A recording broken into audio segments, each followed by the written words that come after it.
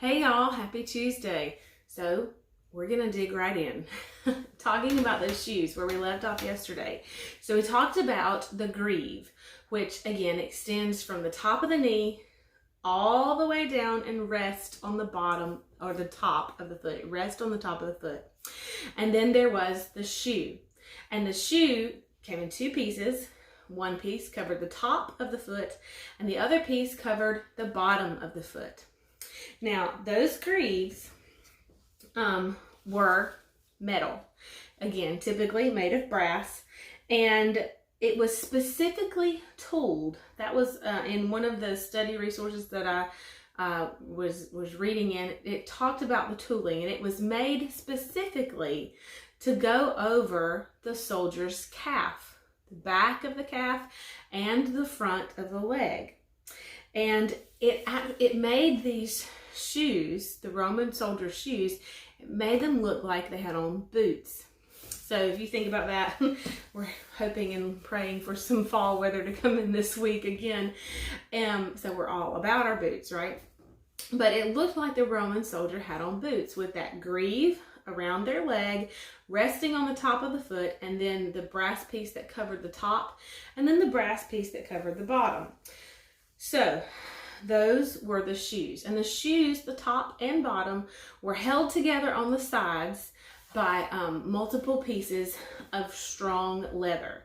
So the strong leather kept the shoe, the top and the bottom, together. So these shoes of the Roman soldier were both defensive and offensive weapons.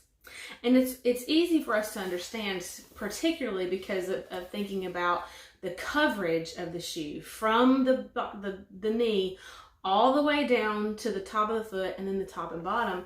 We can see how they would be defensive in that they would protect the soldier's leg and foot. But they were offensive weapons as well. And this, of all the things that I have learned about the shoes of peace and the peace of God, this is probably the thing that sticks out in my mind the most. And I say that like a pun intended, that it sticks out because the bottom of the soldier's shoes were covered in dangerous spikes. Extremely dangerous spikes all over the bottom of the shoe. And these were not like football cleat spikes. If their everyday shoe would have spikes that were at least an inch, sometimes more. They were an inch long, sometimes more. You think about that, covering the bottom of your shoe.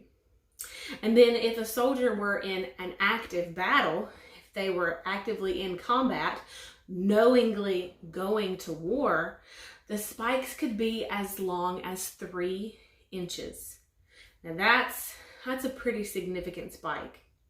And you think about having the bottom of your foot, so I'm looking at my very pregnant feet right now, and all over the bottom, 3-inch spikes.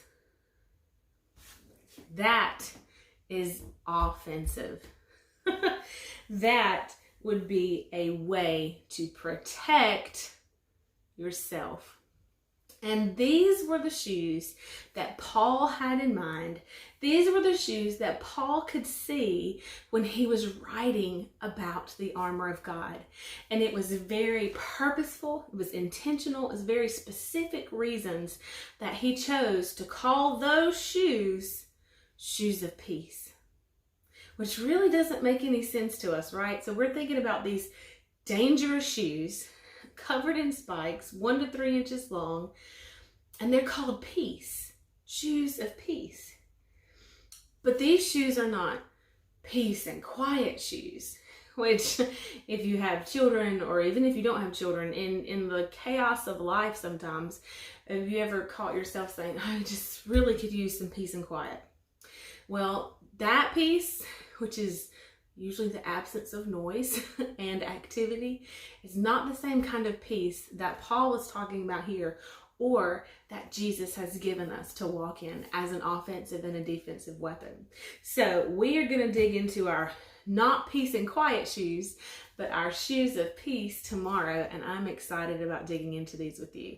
I'll see you then. Bye, y'all.